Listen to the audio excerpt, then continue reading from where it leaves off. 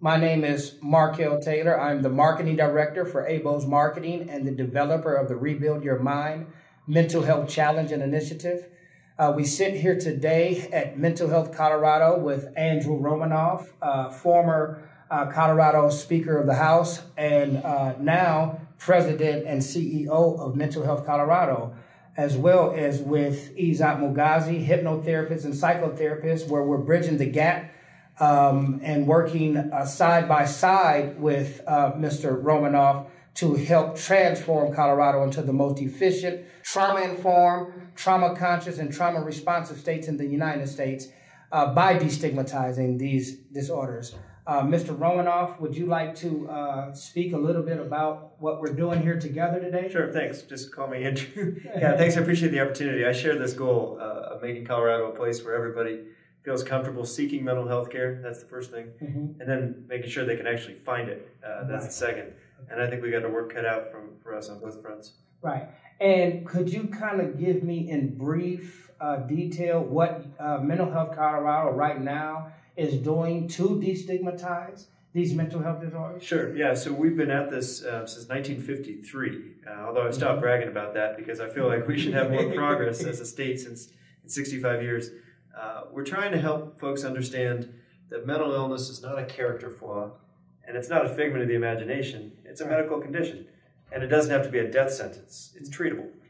So we're using conversations like these, outreach to the news media, social media, community presentations, trying to help people become more comfortable seeking care, because we know that a lot of folks who don't get the mental health care they need don't seek it. Some of them can't afford it, they can't find it, even when they have insurance coverage, they can't get it. But a lot of folks aren't comfortable seeking it in the first place because they tell us they're worried about what might happen if someone finds out, or they're just not comfortable discussing what they regard as personal problems, even with a health professional. So that's the stigma behind it. People are afraid to talk about it, and that's kind of where ABO's Marketing is coming in with this Rebuild Your Mind Challenge. Right. We are bridging the gap between the individuals that need the treatment and the treatment itself by working with therapists like Izzat Mugazi. Would you kind of explain, Mr. Mugazi, what you do? Well, certainly. Thank you so much for this opportunity. My name is Izzat Mugazi. I'm a clinical hypnotherapist. My background is physical therapy. I have a master's degree in physical therapy, and I always wondered why people have pain and what is the source of pain. And I discovered that it's not just physical, but there is also other mental and emotional and spiritual issues behind the pain that people have and trauma that might have. As my work now as a clinical hypnotherapist, I discovered that people have a problem with fear, that to go actually take the first step and raise their phone and call somebody and ask if this is something that you can help me with. Right.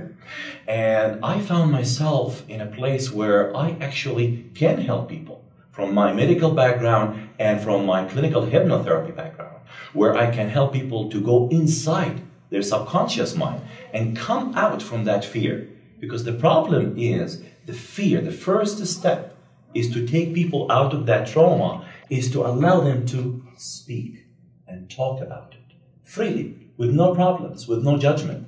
And they know that you are there not to judge them, you're there to help them, to take their hands to the next step, to take their mindset, their physical state of mind, to the next level of self-being.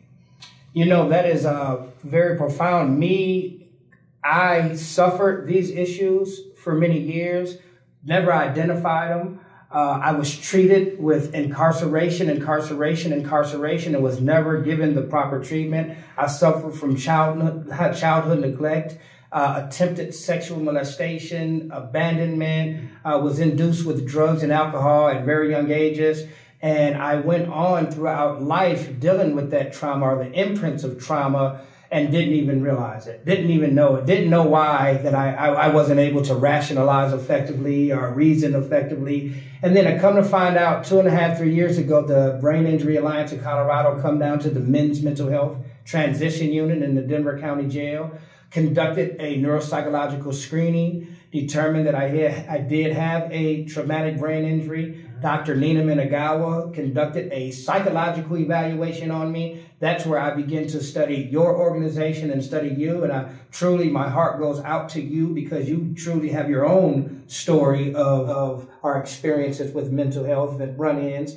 And that's kind of what happened to me. And that's how we connected today. I developed the Rebuild Your Mind from the county jail so that we could destigmatize. And this is my vision. This was literally my vision. So I'd like to show people that if you truly work hard and try to help others, your vision can come true. You are my idol. I told you that when you walked in here. And I know that's probably, you're very humble, but to be in a position to help people, why is it that you want to help people in this area so much?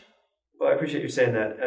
So I've met a lot of folks who have suffered and struggled, families who lost loved ones because of mental illness that went undetected, or undiagnosed, or untreated. I lost, as you know, the person closest to me in the world. I thought it was my kid sister. She was my first cousin. She died by suicide 4 years ago on New Year's Day. While her mom and dad and I were all celebrating the New Year with her, she walked into the backyard and shot herself. So for my family, at least, we're going to be tortured for the rest of our lives by our failure to prevent her death. We'll never know what she was going through. The only clue we've got, in some ways, comes from a note that she left us. She wrote to us, I love you all very much. I'm sorry for the pain this will cause you. She said, there's nothing you could have done. I'm going to be in a better place. And then she wrote, please tell people it was a car accident. Because I think even in death, she wanted to preserve her reputation. She didn't want to be known as someone who was mentally ill or suicidal or depressed. So she came up with this cover story that she asked us to honor. And my aunt and uncle and I stood there after the paramedics had left and pronounced her dead. We debated whether we could honor this last request. We thought, well, could we do what she's asking us to do and lie about what killed her? And we couldn't think of a way to do that, but practically, how would we tell some people one thing and other people another thing? And then morally, how could we defend this lie? And so we didn't. And instead, I've spent the last 4 years running this organization and sharing her story across the state against her final wishes, not because her story is so unique, but because it's so common. Yeah. 1,200 people are dying by suicide in Colorado every year. Suicide, as you know, has become the leading cause of death among adolescents in this state. Mm-hmm. And when I think about my little cousin, I think this is the only thing that could have killed her at the age of 35. If she had had any other condition in the world, a bump or a lump or some other medical symptom, she would not have hesitated to get treatment. We wouldn't have hesitated to provide it for her. You know, when you say that, right now, trauma and mental health is more common than cancer, and we're not taking an aggressive approach as we should. ABO's marketing truly is taking an aggressive approach. This is why we connect to the therapist. Of course, Izad, I would like to ask you personally, have you ever had any run-ins with mental health experiences yourself and your family? Because people out there believe that therapists don't have these issues. We look at you as your Superman, but everybody, we do. We don't look at, when I walked in this office today, you would never think anybody in this office, but we all have them. Sure. And it's just the way we deal with them that depends on the result of our lives. Right. So have you ever had any type of experiences with mental health at all? Well, that's a very good question, and I thank you so much for that. But before I go that, I need to explain something first. Okay. I came from a place where talking about mental issues is forbidden. I was born in Dubai. My parents are from Egypt, so I'm Egyptian. So in Egypt, talking about mental health, it's forbidden. You cannot talk about it at all. So growing up, talking about any emotions or feelings or anything that might happen to you in school, and because I was Egyptian and I was in Dubai as a little child, kids in school look at me and bullying me. You're Egyptian, go back to your country. Don't stay here. Right. So I felt isolated. I went back to Egypt, finishing my school as physical therapist. born in Dubai. You must be a rich man. Why you come here to Egypt? Go back to Dubai. So I felt very early age that I'm not belong to anything. Oh. And I cannot talk about it. However, when I came to America and I met my wife, Michelle, I felt so lucky because I felt this lady, she literally liberated me. Wow. I experienced the freedom that I used to see on movies when I was a little child about America. First time with Michelle. Wow. And I will tell you why. Because she told me this day one, listen, you are not in Egypt, you are not in Dubai anymore. You are in America. You can talk to me about anything you want. Nobody here will going to judge you. So that taught me family is very critical, very important. And I feel so lucky that I found the love of my life here on this land, where I can talk freely and I can tell anything I want. That's why I feel now it's like my duty to give back to this community, to teach people how to actually get yourself back, because I was in that place. And when people come to me as a clients in my office and talk about these things that they cannot talk with their family, I'm kind of shocked. Like, wow, I thought in America you are free. You can talk about anything with anyone. Right. That's not a big deal. But actually it's not. Human are human. Anywhere in the world. Yeah. It doesn't matter. If you are in Egypt, you're in Dubai, America, in the moon, human are human. It's called behavior. It's called fear.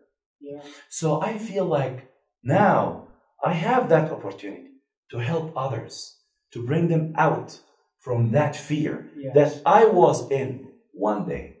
Yeah. So it seems as though that all three of us, ABO's Marketing, Mental Health Colorado, and the Best Healer are all on the same page here. It sounds like that we're all looking to destigmatize this thing that is decimating entire communities, families. You know, we did a video of an entire family of trauma just a couple of weeks ago that she shot, where we went from, as you know, Roberta, all the way down to her great-granddaughter and suffer. Now their kids, her parents are incarcerated both. And now you have a 2-year-old child that's getting ready to grow up without their parent, but with their grandparents. So I would like to ask Mr. Romanoff, we sit here together. That means that we are together. We're coming together. The small business community is actually coming together with you so that we don't see another little sister commit suicide. You said 1 in 12 individuals, or 1,200 individuals a year commit suicide. Right now, Colorado have the highest suicide rates. And every 12 minutes, someone. So by the time we're done with this particular interview, 3 people will probably have committed suicide. So it's dangerous. We suffer in silence. I know from experience, because you don't want to feel vulnerable. You don't want to, like you said, you come from a different culture. You come over here and feel like that you can be free, but yet we're still not free. Just talk about these things. That's hurtful to hear that. I put 2 sons in the grave. One, July 29th, died in the bathroom. Cocaine and Red Bull overdose. Found unconscious on the 28th. Died on the 29th. That's the second son. My first son I put in the grave August 5th of 2012. Found in the bathroom. Fentanyl overdose. 2, my youngest and my oldest. So I'm very passionate about destigmatizing this beast, this monster that is really, really causing us not to want to talk about it and helping transform. So I want to thank both of you today tremendously for standing with ABO's Marketing to fight this thing as aggressively as possible.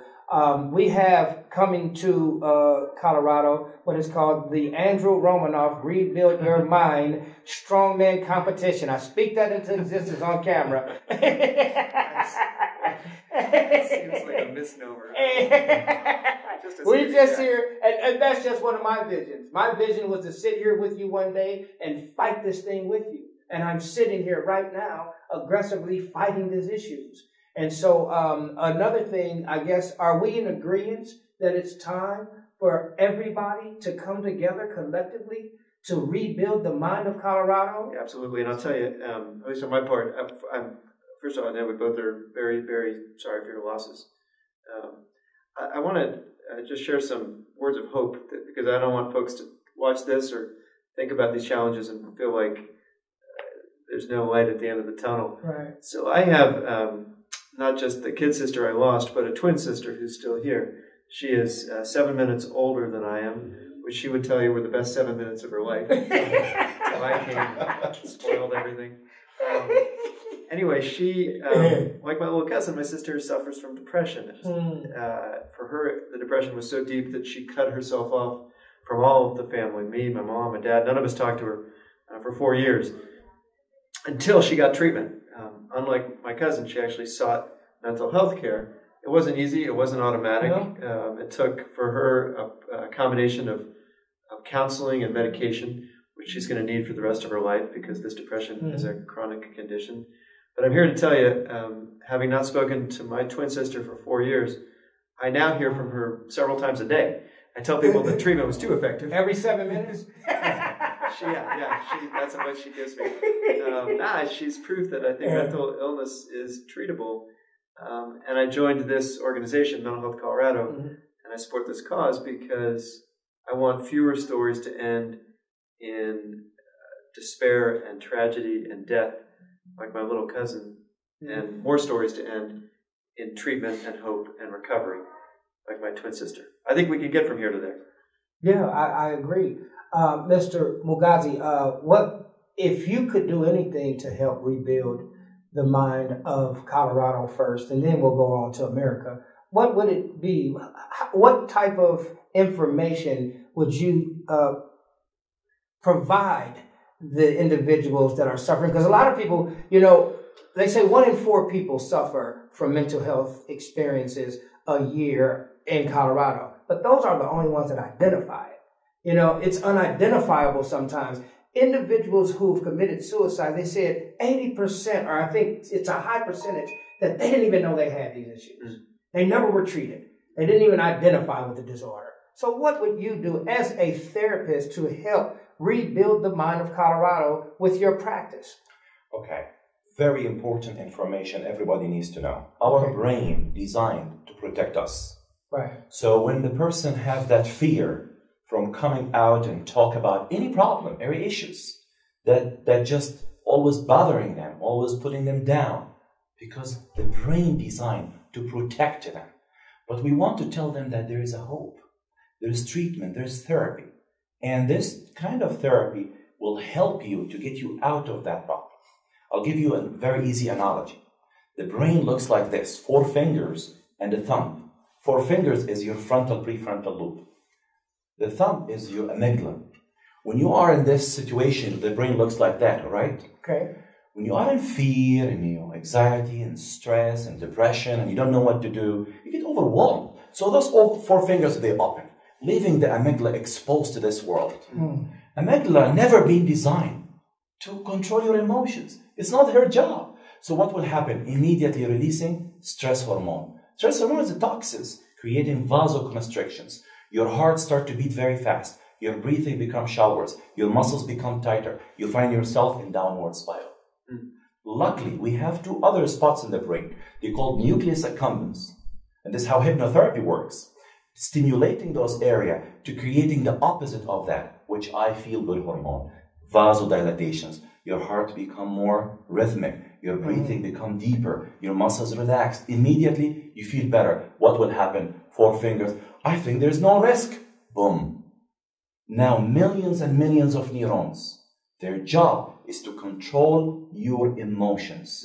So immediately, you have that shift from fear to calmness, from anxiety and stress to relaxation, from tension to be able to talk freely with no problems. Because now you see the fear face to face with no problem. Most kids have problems with darkness, for example. Why? Because they think that might something happen in the darkness. Right. But once they are inside that environment and they see it and they say they are safe and they're comfortable, so what? Now it's over. It becomes known for them. So the brain becomes familiar now with that. So the 4 fingers now taken over. Frontal, prefrontal lobes give them that chance to control all their emotions. Wow. Well, that's there you have it. We have a therapist that just gave, hopefully, the world. We want to get this interview to the world.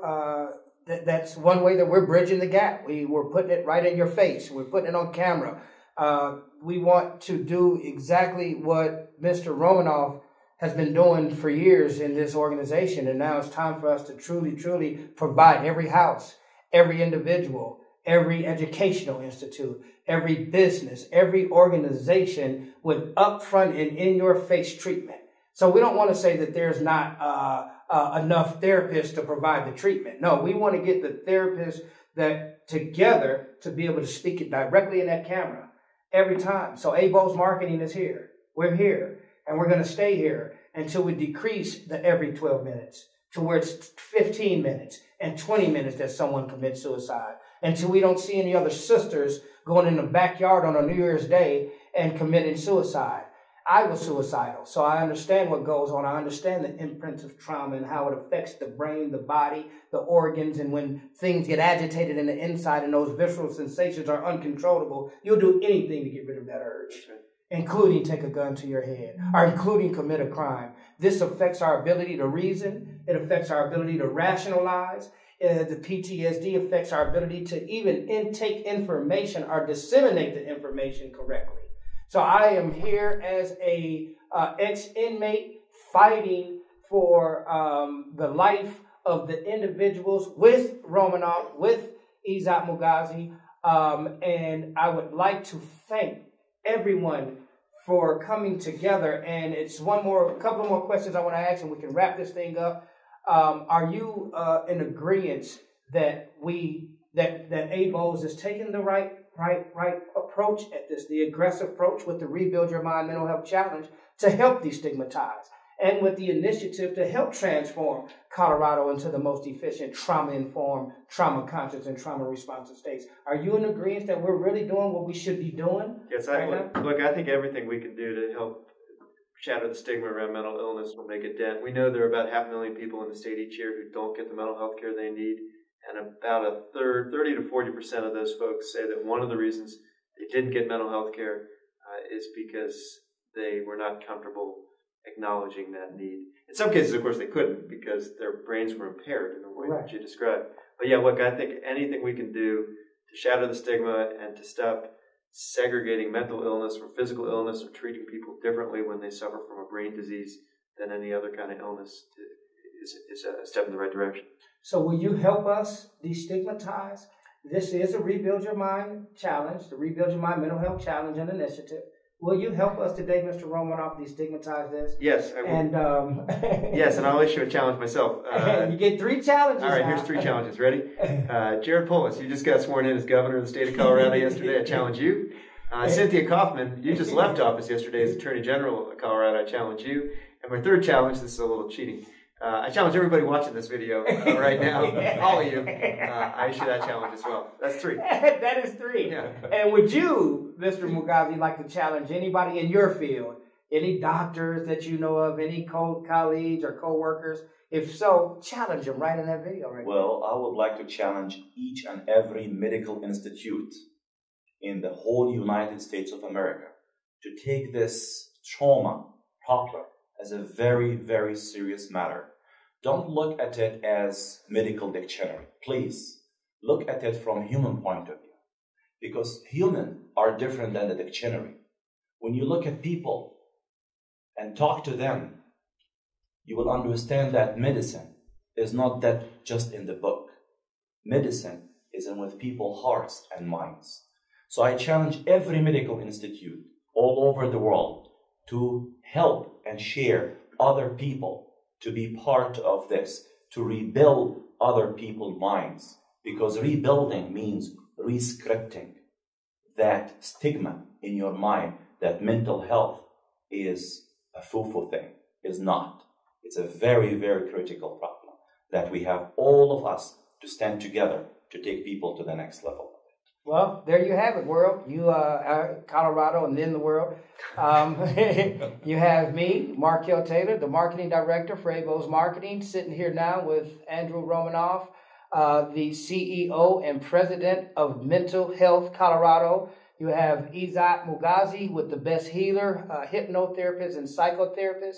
We're all working together. I would like to thank C.A. Shively, the business director at AWOS Marketing, Theodo's Lofton, our Rosalinda, our videographer, and all of those who stand with us to attack this thing as aggressively as possible. It's time to destigmatize, it's time to transform, and it's time to develop the safest state in the United States. Right here, you have it. All three of us working together. I appreciate you, and we're signing off. Thank you so much, Mr. Romanoff. You've been a blessing to us. I thank you, Mr. Mugazi, and we appreciate that. Thank you. We're going to talk, because me and you got work to do. Thanks for giving me a chance to join you. We got work to do, man.